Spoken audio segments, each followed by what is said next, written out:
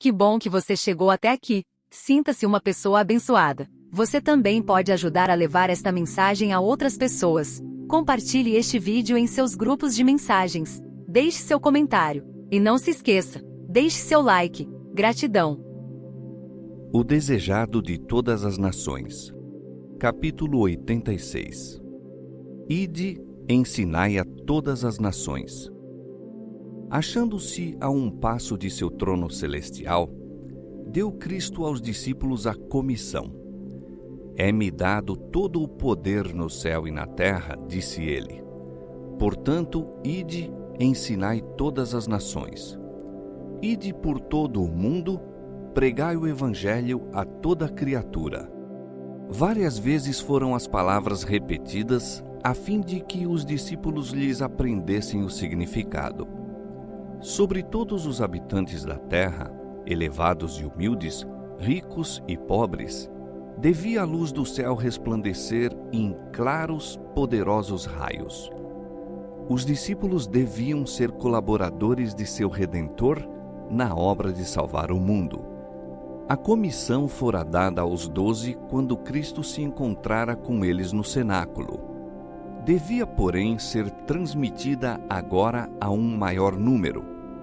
Em uma montanha da Galileia se realizou uma reunião na qual se congregaram todos os crentes que podiam ser convocados. Para essa reunião, o próprio Cristo, antes de sua morte, designara o tempo e o lugar. O anjo, no sepulcro, relembrara os discípulos de sua promessa de os encontrar na Galileia. A promessa foi repetida aos crentes reunidos em Jerusalém durante a semana da Páscoa e, por intermédio destes, chegara a muitos outros isolados que pranteavam a morte de seu Senhor. Com um vivo interesse, aguardavam todos esse encontro. Dirigiram-se ao lugar de reunião por desvios, chegando ali de várias direções a fim de evitar as suspeitas dos ciumentos judeus. Chegaram cheios de antecipações, falando entre si calorosamente das novas que lhes haviam sido transmitidas acerca de Cristo. Ao tempo designado, cerca de 500 crentes estavam reunidos em pequenos grupos na encosta da montanha, ansiosos por saber tudo quanto fosse possível colher dos que tinham visto Jesus depois da ressurreição. Os discípulos passavam de grupo em grupo, dizendo tudo quanto haviam visto e ouvido do Salvador e raciocinando sobre as Escrituras, como ele fizera com eles. Tomé contava de novo a história de sua incredulidade e dizia como se lhe haviam dissipado as dúvidas. De súbito, achou-se Jesus no meio deles. Ninguém podia dizer de onde nem como viera. Muitos dos presentes nunca o tinham visto. Em suas mãos e pés, porém, divisaram os sinais da crucifixão. Seu semblante era como a face de Deus, e quando o viram, adoraram-no. Alguns, porém, duvidaram. Assim será sempre. Aos que acham difícil exercer fé e se colocam do lado da dúvida. Estes perdem muito por causa de sua incredulidade. Foi esta a única entrevista que Jesus teve com muitos dos crentes depois de sua crucifixão. Chegou e falou-lhes, dizendo: É-me dado todo o poder no céu e na terra. Os discípulos o haviam adorado antes de ele falar, mas suas palavras, proferidas por lábios que haviam estado selados pela morte, os comoveram com poder particular. Ele era agora o Salvador ressuscitado. Muitos deles o haviam visto exercer poder na cura de doentes e dominar instrumentos satânicos. Acreditavam que possuía poder para estabelecer seu reino em Jerusalém, poder para dominar toda a oposição, poder sobre os elementos da natureza. Fizera emudecer as águas revoltas, caminhara por cima das espumejantes vagas, erguera para a vida os mortos, agora declarava que lhe era dado todo o poder. Suas palavras levaram a mente dos ouvintes acima das coisas terrenas e temporais às celestiais e eternas. Foram erguidos à mais elevada concepção de sua dignidade e glória. As palavras de Cristo na encosta da montanha foram o anúncio de que seu sacrifício em favor do homem era pleno, completo. As condições para expiação haviam sido cumpridas. Realizara-se a obra para que ele viera a este mundo. Achava-se a caminho para o trono de Deus, a fim de ser honrado pelos anjos, os principados e as potestades. Entrara em sua obra mediadora. Revestido de ilimitada autoridade, dera aos discípulos a comissão: portanto, ide, ensinai todas as nações, batizando-as em nome do Pai, e do Filho, e do Espírito Santo, ensinando-as a guardar todas as coisas que eu vos tenho mandado. E eis que estou convosco todos os dias, até a consumação dos séculos. Os judeus foram feitos depositários da sagrada verdade. O farisaísmo, porém, os tornara os mais exclusivistas, os mais fanáticos de toda a raça humana. Tudo que dizia respeito aos sacerdotes e aos príncipes, seu vestuário, seus costumes, suas cerimônias e tradições, tudo os tornava inaptos para ser a luz do mundo. Consideravam-se a si mesmos, a nação judaica, como sendo o mundo. Mas Cristo comissionou seus discípulos a proclamarem uma fé e um culto que nada encerrava de casta ou de nação. Uma fé que se adaptaria a todos os povos, todas as nações, todas as classes de homens. Antes de deixar os discípulos, Cristo declarou positivamente a natureza de seu reino. Trouxe-lhes à memória o que lhes disse anteriormente a respeito do mesmo. Disse-lhes não ser desígnio seu estabelecer no mundo um reino temporal, mas sim espiritual. Não havia de governar como rei terrestre no trono de Davi. De novo, lhes abriu as Escrituras, mostrando que tudo por que ele passara fora ordenado no céu, nos conselhos entre seu Pai e ele próprio. Tudo fora predito por homens inspirados pelo Espírito Santo. Disse-lhes: Vedes que tudo quanto vos revelei acerca de minha rejeição como Messias veio a cumprir-se.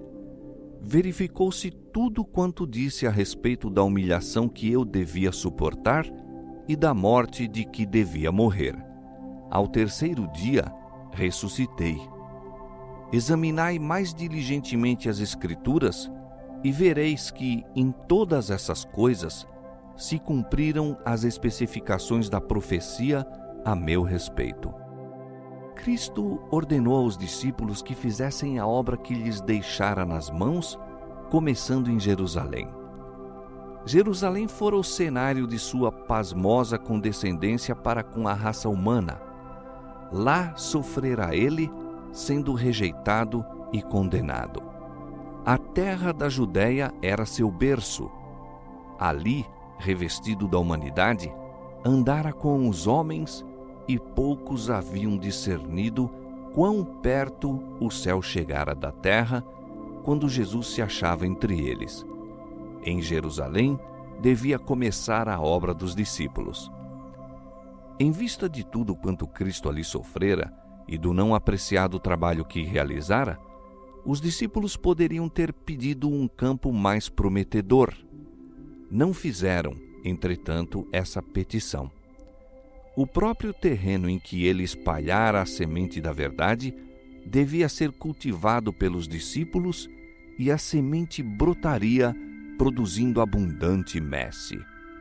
Em sua obra, teriam os discípulos de sofrer perseguição por causa do ciúme e o ódio dos judeus. Mas isso fora suportado pelo Mestre e não deviam dela fugir. As primeiras ofertas de misericórdia cumpria apresentá-las aos assassinos do Salvador. E existiam em Jerusalém muitos que tinham crido secretamente em Jesus e muitos que haviam sido iludidos pelos sacerdotes e os príncipes. Também a estes devia o Evangelho ser apresentado. Deviam ser chamados ao arrependimento. Cumpria patentear a admirável verdade de que, unicamente por meio de Cristo, se poderia obter remissão de pecados. Enquanto toda Jerusalém estava agitada com os emocionantes acontecimentos das últimas semanas, a pregação do Evangelho causaria a mais profunda impressão. Mas a obra não pararia aí. Dever-se-ia estender aos remotos confins da terra. Cristo dissera aos discípulos: "Fostes testemunhas de minha vida de sacrifício em favor do mundo. Presenciastes meus labores por Israel. Embora não quisessem vir a mim para ter vida, se bem que sacerdotes e principais me tivessem feito o que lhes aprouve, embora me rejeitassem segundo a predição das Escrituras, terão ainda outra oportunidade de aceitar o Filho de Deus. Vistes que a todos quantos vêm a mim, confessando os pecados, eu os aceito livremente. Aquele que vem a mim, de maneira nenhuma o lançarei fora. Todos quantos quiserem serão reconciliados com Deus e receberão vida eterna. A vós, meus discípulos, confio esta mensagem de misericórdia. Seja anunciada primeiro a Israel e depois a todas as nações, línguas e povos. Proclame-se a judeus e gentios. Todos quantos crerem serão reunidos em uma igreja." Mediante o dom do Espírito Santo, receberiam os discípulos maravilhoso poder. Seu testemunho seria confirmado por sinais e maravilhas. Seriam operados milagres, não somente pelos apóstolos, mas também pelos que lhes recebessem a mensagem. Disse Jesus: "Em meu nome expulsarão os demônios, falarão novas línguas, pegarão nas serpentes, e se beberem alguma coisa mortífera, não lhes fará dano algum, e porão as mãos sobre os enfermos e os curarão." Naquela época, era muitas vezes empregado o envenenamento. Homens sem escrúpulos não hesitavam em afastar por essa maneira os que estavam no caminho de suas ambições. Jesus sabia que a vida dos discípulos seria assim posta em perigo. Muitos julgariam estar servindo a Deus ao matar suas testemunhas. Portanto, prometeu protegê-los contra esses perigos. Os discípulos deviam ter o mesmo poder que Cristo possuía para curar todas as enfermidades e moléstias entre o povo. Curando em seu nome as doenças do corpo, davam testemunho de seu poder para a cura da alma. E um novo dom foi então prometido. Deviam pregar entre outras nações e receberiam poder de falar outras línguas. Os apóstolos e seus cooperadores eram homens iletrados, todavia, mediante o derramamento do Espírito no dia de Pentecoste, sua linguagem, fosse do próprio idioma ou num estrangeiro, tornou-se pura, simples e correta, tanto nas palavras como no acento. Assim deu Cristo aos discípulos sua missão. Tomou plenas medidas para a prossecução da obra, assumindo ele próprio a responsabilidade do êxito da mesma. Enquanto lhe obedecessem à palavra e trabalhassem em ligação com ele, não poderiam falhar. Ide a todas as nações, ordenou-lhes. Ide às mais longínquas partes do globo habitado, mas sabei que minha presença ali se achará. Trabalhai com fé e confiança, pois nunca virá tempo em que eu vos abandone. A comissão do Salvador aos discípulos inclui a todos os crentes, abrange todos os crentes em Cristo até ao fim dos séculos. É um erro fatal supor que a obra de salvar almas depende apenas do pastor ordenado. Todos a quem veio a celestial inspiração são depositários do Evangelho. Todos quantos recebem a vida de Cristo são mandados trabalhar pela salvação de seus semelhantes. Para essa obra foi estabelecida a Igreja, e todos quantos tomam sobre si os seus sagrados votos comprometem-se, assim, a ser coobreiros de Cristo. O Espírito e a esposa dizem: vem, e quem ouve, diga: vem. Todo aquele que ouve deve repetir o convite. Seja qual for a vocação de uma pessoa na vida, seu primeiro interesse deve ser ganhar almas para Cristo. Talvez ela não seja capaz de falar às congregações. Pode, no entanto, trabalhar em favor dos indivíduos. Pode comunicar-lhes as instruções recebidas do Senhor. O ministério não consiste apenas em pregar. Exercem-no os que aliviam os doentes e os sofredores, ajudam os necessitados, dirigem palavras de conforto aos desanimados e aos de pouca fé. Por perto e por longe, encontram-se almas vergadas ao peso de um sentimento de culpa. Não são as penas, as labutas, a pobreza que degradam a humanidade. É a culpa, o mau proceder. Isso traz desassossego e descontentamento. Cristo quer que seus servos ajudem as almas enfermas de pecado. Os discípulos deviam começar sua obra onde se achavam. O mais duro campo, o menos prometedor, não devia ser passado por alto. Cumpre, assim, a cada um dos obreiros de Cristo começar onde está. Em nossa própria família pode haver almas sequiosas de simpatia, famintas do pão da vida. Talvez haja crianças a serem educadas para Cristo. Há pagãos às nossas próprias portas. Façamos fielmente a obra que nos fica mais próxima. Depois, estendamos nossos esforços tão longe quanto a mão de Deus nola indicar. A obra de muitos parecerá ser restringida pelas circunstâncias, mas, seja onde for, se executada com fé e diligência, far-se-á sentir até as mais remotas partes da terra. Quando Cristo estava no mundo, sua obra parecia limitada a um estreito campo. No entanto, multidões de todas as terras ouviram-lhe a mensagem. Deus se serve muitas vezes dos mais simples meios para produzir os maiores resultados. É seu plano que cada parte de sua obra dependa de outra parte, como uma roda dentro de outra, funcionando todas em harmonia. O mais humilde obreiro, movido pelo Espírito Santo, poderá tocar cordas invisíveis cujas vibrações hão de soar até os confins da terra e produzir melodias através dos séculos eternos.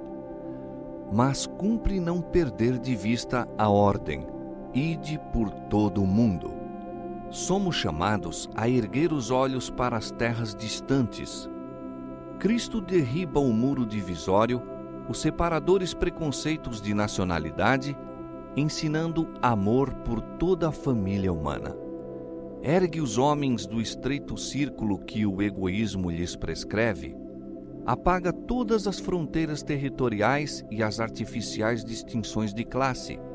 Não faz diferença entre vizinhos e estranhos, amigos e inimigos. Ensina-nos a olhar a toda a alma necessitada como nosso irmão e o mundo como nosso campo. Quando o Salvador disse: ide, ensinai todas as nações, disse também: estes sinais seguirão aos que me crerem. Em meu nome expulsarão os demônios, falarão novas línguas, pegarão nas serpentes, e se beberem alguma coisa mortífera, não lhes fará dano algum, e porão as mãos sobre os enfermos e os curarão. A promessa é tão vasta como a comissão. Não que todos os dons sejam comunicados a cada crente. O Espírito reparte particularmente a cada um como quer. Mas os dons do Espírito são prometidos a todo crente segundo sua necessidade para a obra do Senhor. A promessa é, hoje, exatamente tão categórica e digna de confiança como nos dias dos apóstolos. Estes sinais seguirão aos que creram. Este é o privilégio dos filhos de Deus, e a fé deve lançar mão de tudo quanto é possível possuir como apoio. Porão as mãos sobre os enfermos e os curarão. Este mundo é um vasto hospital, mas Cristo veio curar os enfermos, proclamar liberdade aos cativos de Satanás. Era em si mesmo saúde e vigor. Comunicava sua vida aos doentes, aos aflitos, aos possessos de demônios.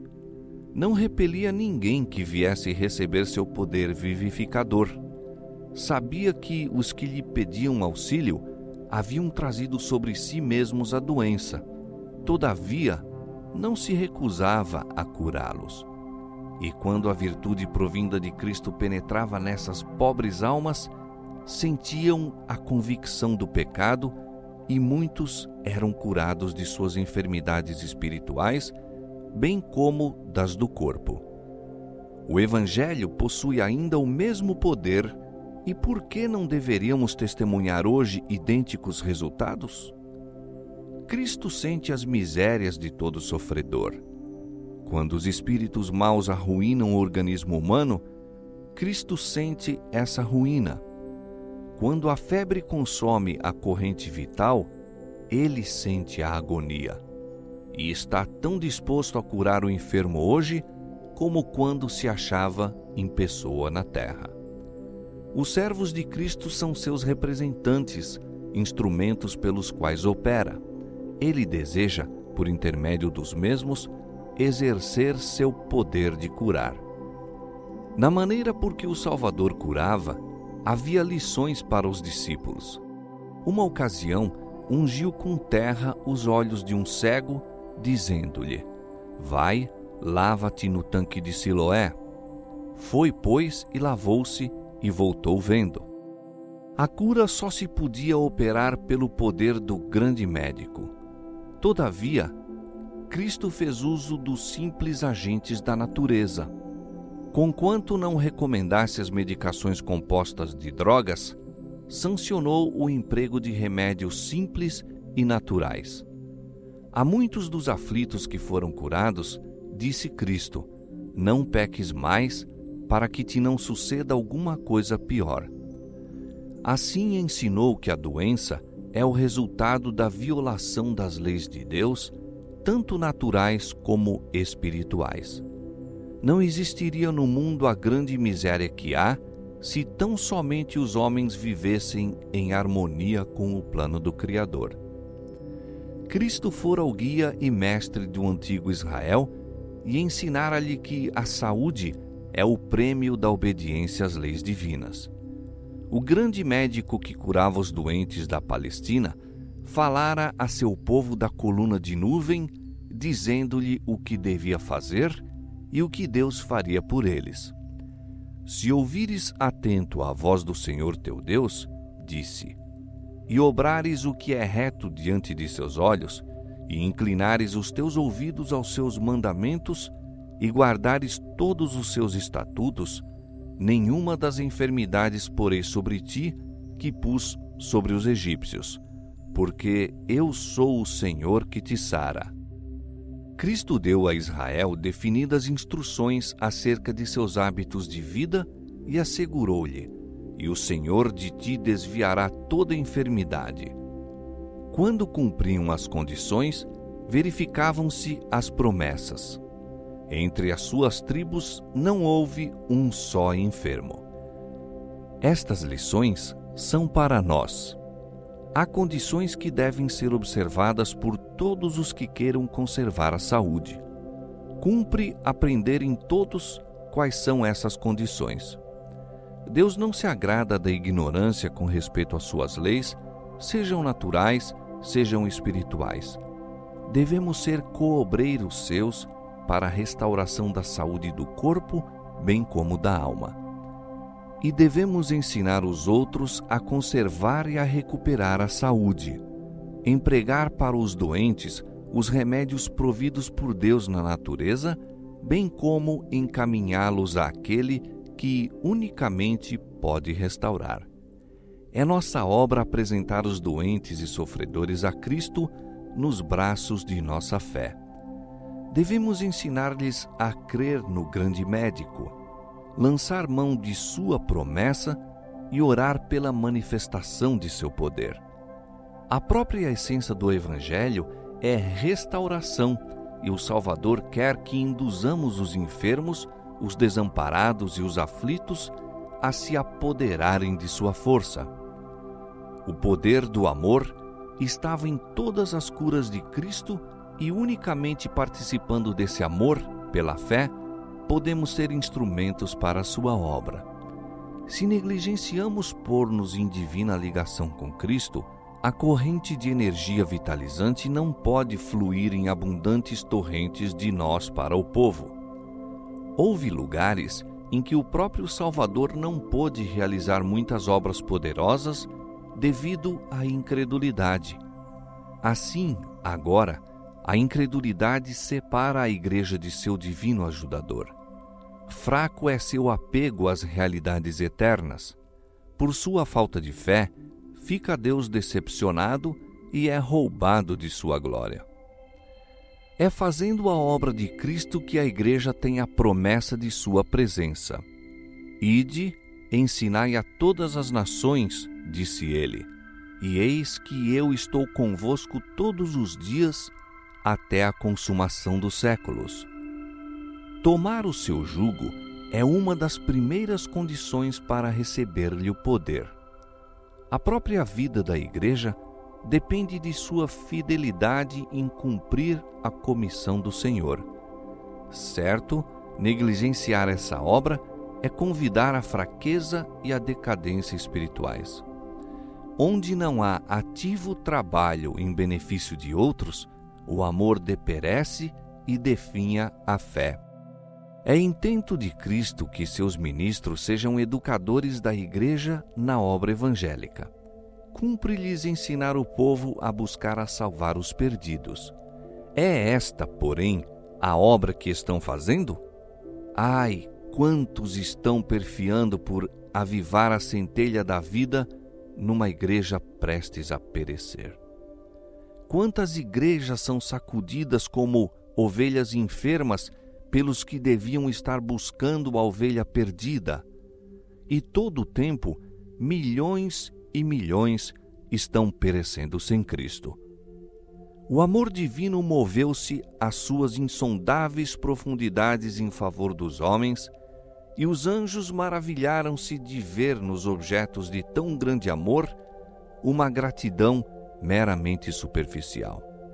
Os anjos pasmam de quão limitada é a apreciação que o homem tem do amor de Deus.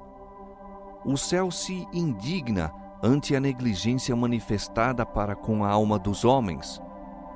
Queremos saber como Cristo o considera? Como sentiria um pai, uma mãe, soubessem eles que, estando seu filho perdido no frio e na neve, fora desdenhado e deixado a perecer pelos que o poderiam haver salvado? Não ficariam terrivelmente ofendidos, furiosamente indignados? Não os acusariam com uma ira tão ardente como suas lágrimas, tão intensa como seu amor? Os sofrimentos de cada homem são os sofrimentos de um filho de Deus, e os que não estendem a mão em socorro de seus semelhantes quase a perecer, provocam-lhe a justa ira. Esta é a ira do Cordeiro.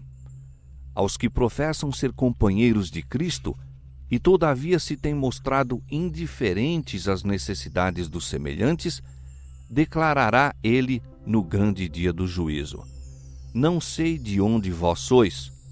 Apartai-vos de mim, vós todos os que praticais a iniquidade.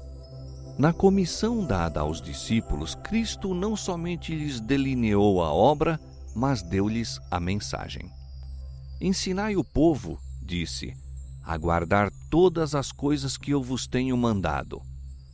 Os discípulos deviam ensinar o que Cristo ensinara. O que ele falara, não só em pessoa, mas através de todos os profetas e mestres do Antigo Testamento, aí se inclui. É excluído o ensino humano. Não há lugar para a tradição, para as teorias e conclusões dos homens, nem para a legislação da Igreja. Nenhuma das leis ordenadas por autoridade eclesiástica se acha incluída na comissão. Nenhuma dessas tem os servos de Cristo de ensinar. A lei e os profetas, com a narração de suas próprias palavras e atos, eis os tesouros confiados aos discípulos para serem dados ao mundo. O nome de Cristo é-lhes senha, distintivo, traço de união, autoridade para seu modo de proceder, bem como fonte de êxito. Coisa alguma que não traga a assinatura dele há de ser reconhecida em seu reino. O Evangelho tem de ser apresentado não como uma teoria sem vida, mas como força viva para transformar a vida. Deus deseja que os que recebem sua graça sejam testemunhas do poder da mesma. Aceita francamente aqueles cuja maneira de proceder mais ofensiva lhe tem sido. Quando se arrependem, comunica-lhes seu divino Espírito, coloca-os nos mais altos postos de confiança e envia-os ao acampamento dos desleais para lhe proclamar a ilimitada misericórdia. Quer que seus servos deem testemunho de que, mediante sua graça, podem os homens possuir caráter semelhante ao de Cristo e regozijar-se na certeza de seu grande amor. Quer que testifiquemos de que ele não pode ficar satisfeito enquanto a raça humana não for reavida e reintegrada em seus santos privilégios de filhos e filhas de Deus. Em Cristo se resumem a ternura do pastor, a afeição do Pai e a incomparável graça do compassivo Salvador. Apresenta suas bênçãos nos mais fascinantes termos.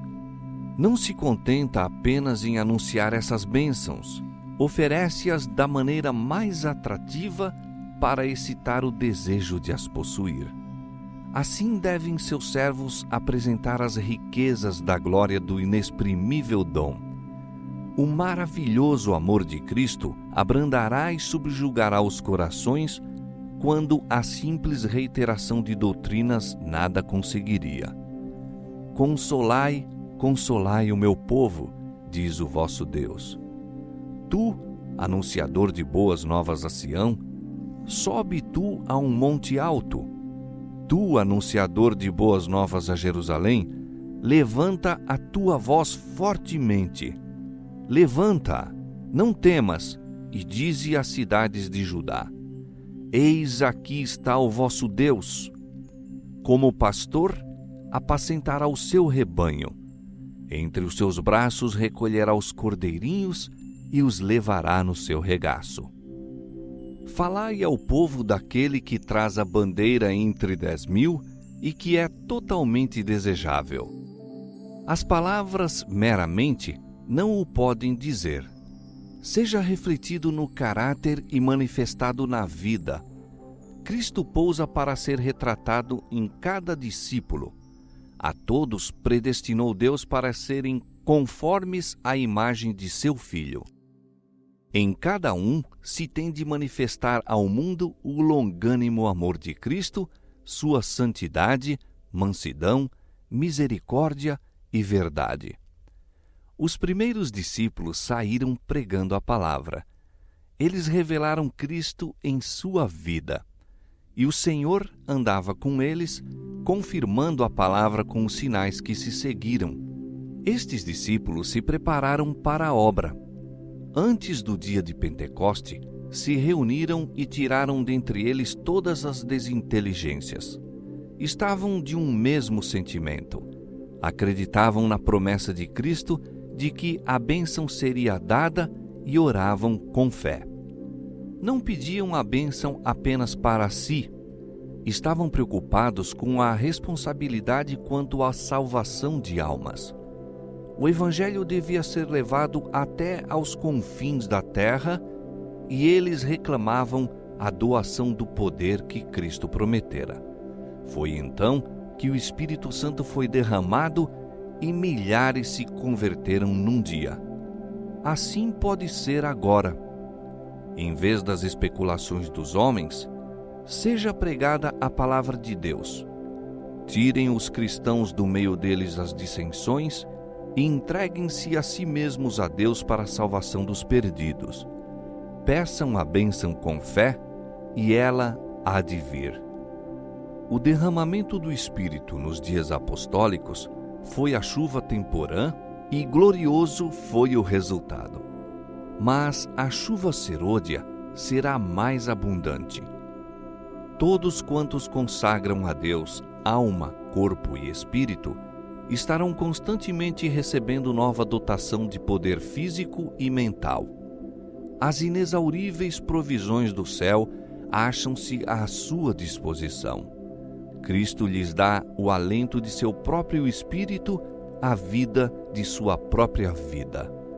O Espírito Santo desenvolve suas mais elevadas energias para operarem no coração e na mente. A graça divina amplia-lhes e multiplica-lhes as faculdades, e toda a perfeição da divina natureza lhes acode em auxílio na obra de salvar almas. Mediante a cooperação com Cristo, são completos nele e, em sua fraqueza humana, habilitados a realizar os feitos da onipotência. O Salvador anela manifestar sua graça e estampar seu caráter no mundo inteiro. Este é sua comprada possessão e deseja tornar os homens livres, puros e santos. Embora Satanás trabalhe para impedir esse desígnio, mediante o sangue derramado pelo mundo, há triunfos a serem realizados, triunfos que trarão glória a Deus e ao Cordeiro. Cristo não se manifestará enquanto a vitória não for completa e ele vir o trabalho de sua alma. Todas as nações da terra ouvirão o evangelho de sua graça. Nem todos a receberão, mas uma semente o servirá. Falará do Senhor de geração em geração. E o reino e o domínio e a majestade dos reinos debaixo de todo o céu serão dados ao povo dos santos do Altíssimo, e a terra se encherá do conhecimento do Senhor, como as águas cobrem o mar. Então, temerão o nome do Senhor desde o poente e a sua glória desde o nascente do sol. Quão suaves são sobre os montes os pés do que anuncia as boas novas, que faz ouvir a paz, que anuncia o bem, que faz ouvir a salvação, que diz a Sião: o teu Deus reina. Exultai juntamente, desertos, porque o Senhor consolou o seu povo. O Senhor desnudou o seu santo braço perante os olhos de todas as nações, e todos os confins da terra verão a salvação do nosso Deus.